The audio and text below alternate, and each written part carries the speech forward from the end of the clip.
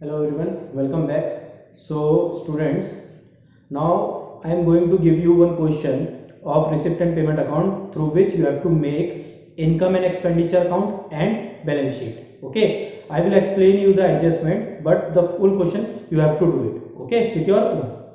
So here receipt and payment account is given and the adjustment is given. Okay, you will start first with the adjustment. Adjustment is 31st March 2018 and 2019. Subscription received in advance 4,000 and 5,000. So as you know, subscription received in advance previous year always plus and current year minus. Okay. Subscription outstanding previous year minus and current year plus. ये मैंने आपको सिखाया भी है. Okay, so subscription adjustment you can also do like this. जैसे मैंने आपको cross की एंट्री सिखाई थी कि आप क्रॉस करके कर सकते हैं इसको कि अगर 4,000 इधर प्लस है तो इसका अपोजिट साइड वाला भी प्लस होगा, अगर 5,000 इधर माइनस है तो इसका अपोजिट वाला भी माइनस होगा, ये आपको पता है. Okay, next adjustment is for books 2018 given and 2019 given. Okay, so current year book will be go on asset side. Current year की जो बुक है ये कहां चली जाएगी? असेट. जो आप मेन बैलेंस शीट बनाएंगे उसकी असेट साइड पे चली जाएगी 26,500. ओके, जब आप बैलेंस शीट बनाएंगे कैपिटल फंड निकालने के लिए, किसके लिए? कैपिटल फंड निकालने के लिए जब आप बैलेंस शीट बनाएंगे तो उसमें जो असेट साइड होगा उसमें लिखा होता है ना इन द बिगिनिंग, तो जो ये बुक्स है 12,500 इन द बिगिनिंग, ये वहां चले जाएगा. क्लियर? इसको गड़बड़ मत करना. इन द बिगिनिंग जब आएगा, इन द बिगिनिंग हमारे पास बुक्स है 12,500, तो आपको जब कैपिटल फंड के लिए बैलेंस शीट बनाना है तब 12,500 आपने वहां मेंशन करना है.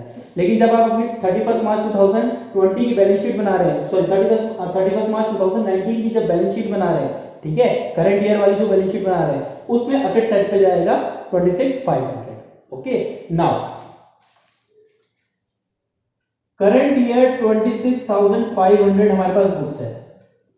प्रीवियस ईयर हमारे पास बुक है 12,500.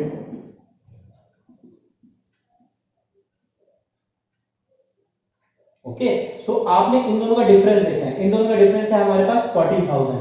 और जो रिसिप्ट अकाउंट, जो हमारे पास रिसिप्ट अकाउंट है, यहां पर हमारे पास जो बुक गिवन है, सॉरी पेमेंट अकाउंट में हमारे पास जो बुक गिवन है वो बुक गिवन है हमारे पास 16,000. ठीक है, कितनी गिवन है? 16,000. यानी कि 16,000 और अभी हमारे पास कितनी है? 14,000. इनका डिफरेंस कितना है? 2,000. आप इसको क्या करेंगे? आप इसको लिखेंगे डेप्रिसिएशन ऑन बुक्स 2,000. क्या लिखेंगे? Depreciation on books 2,000. और ये साइड कहां पे चली जाएगी आपकी? इनकम एंड एक्सपेंडिचर अकाउंट में कहां चली जाएगी आपकी? एक्सपेंडिचर साइड पे 2,000 रुपीज डेप्रिसिएशन ऑन बुक्स करके आप लिख देंगे. ओके, सो बुक्स की ये पूरी होगी कंप्लीट एडजस्टमेंट. तीन जगह हम बुक्स को कर रहे हैं. क्या क्या कर रहे हैं हम?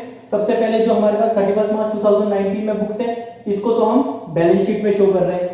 क्लियर? कौन सी बैलेंस शीट? जो करंट ईयर की हम balance sheet, main balance sheet जिसे बोलते हैं, वो बनाएंगे. उसमें आप 26,500 को शो करेंगे. सेकंड चीज, जब आप बैलेंस शीट बनाएंगे किस चीज के लिए बनाएंगे?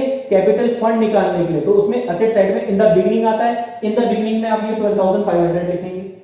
ओके, जब आप बना रहे होंगे इनकम एंड एक्सपेंडिचर अकाउंट, वहां पर एक्सपेंडिचर अकाउंट में आप ये 2,000 एज एन डेप्रिसिएशन लिखेंगे. ये डेप्रिसिएशन कैसे आया?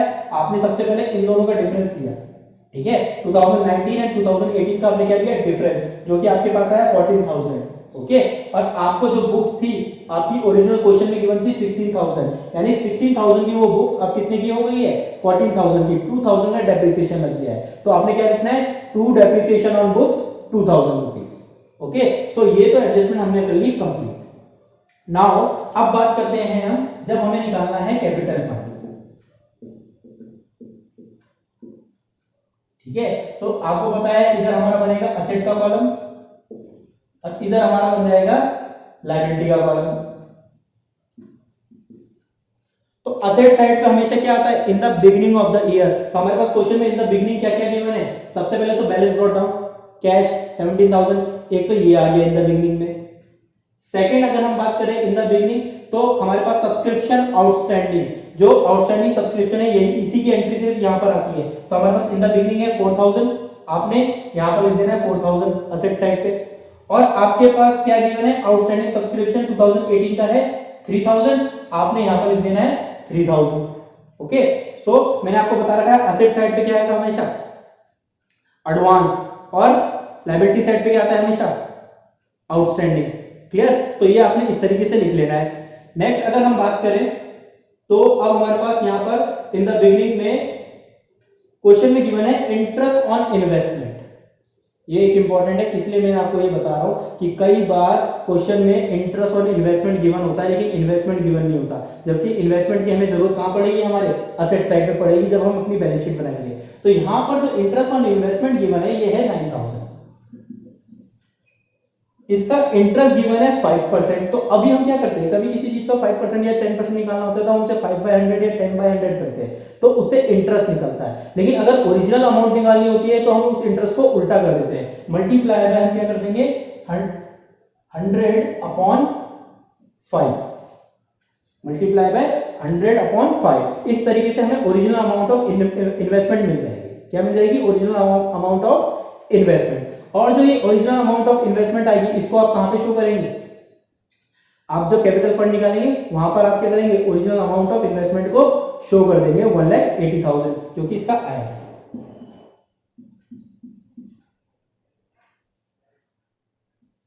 ठीक है, तो यहां पर ये पूरी की पूरी एडजस्टमेंट इस क्वेश्चन की कंप्लीट हो गई है।